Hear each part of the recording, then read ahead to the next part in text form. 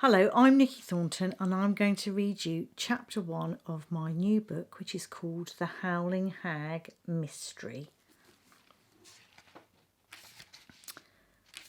Chapter 1 is called Deny Everything. Raven Charming knew there was only one golden rule in life. If anything strange happened, unexpected good luck, objects moving by themselves, the blossoming of inexplicable smells, Mum said just to remember the golden rule, deny everything, which wasn't always easy to follow, particularly when you had a sister like Rookery. Luckily for Raven, most people believed that everything about witches belonged in fairy tales. Mum was the wisest person Raven knew. She had a busy and important job finding obscure cures for unfortunate people.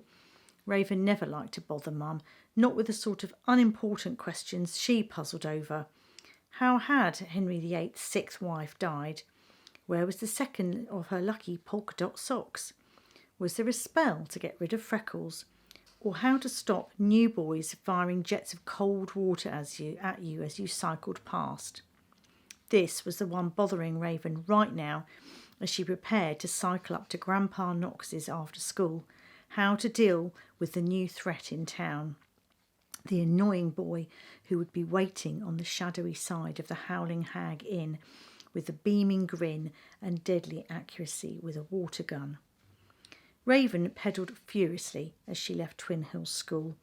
With its red-painted metal and glass structure and pointy roof, the school sat brashly in the middle of the sleepy high street.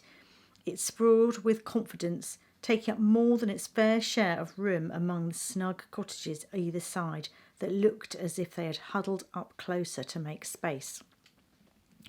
She flew past her head teacher's overly orderly house, which always gave her the shivers, and by the time she got to the Howling Hag, she was really moving.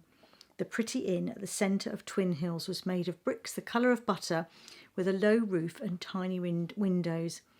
Pretty, except for the unfortunately ugly pub sign of a hideous, wart-faced old woman with a black cat and a broomstick. At least it offered chips, even on a Sunday. As she reached the Howling Hag, she braced herself for the jet of icy water she knew was coming.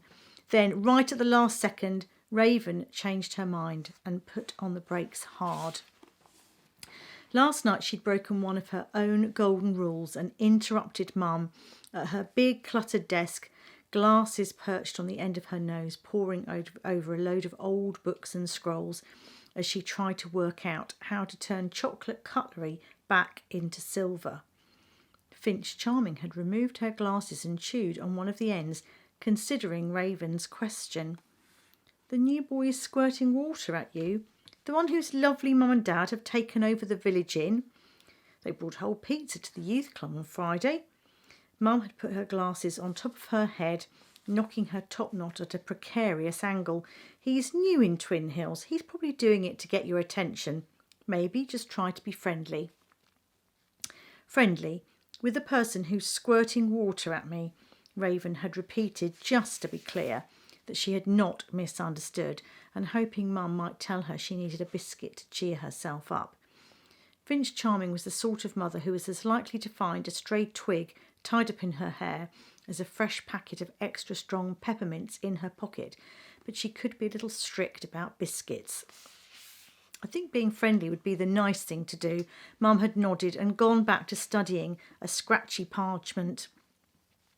As well as being the wisest person Raven knew, one of Mum's amazing qualities was how nice she was to everyone. Her job as a curse breaker meant she spent her days helping misguided sorcerers out of tricky situations. Some could get pretty cross when their magic backfired horribly, and she was well practised at looking past the bad in people.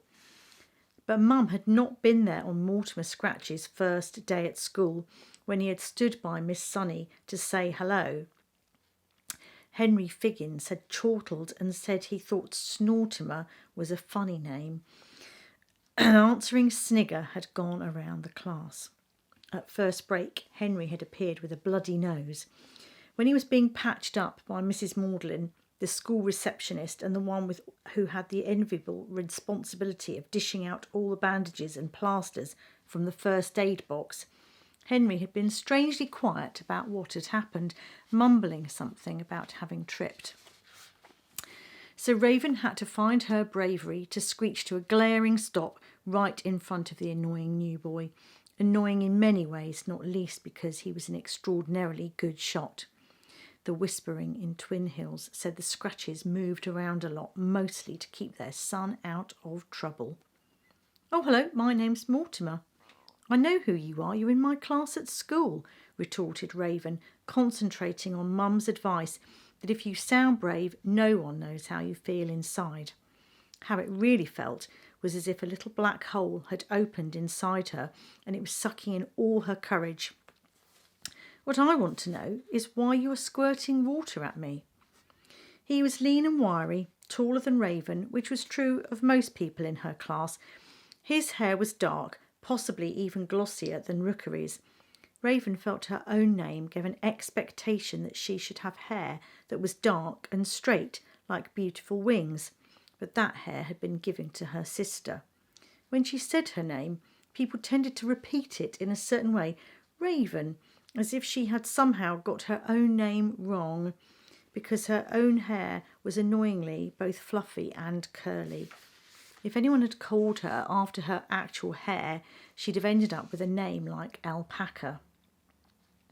The annoying boy had frozen with the water gun in his hand, drops drizzling guiltily from its nozzle.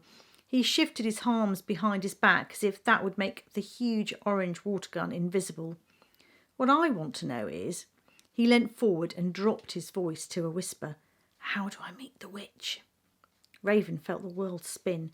This was truly the first time she had ever had to deny everything, and it gave her a prickling sweatiness that had nothing at all to do with the cycling. A thought had flashed through her mind. He couldn't possibly mean her sister, could he?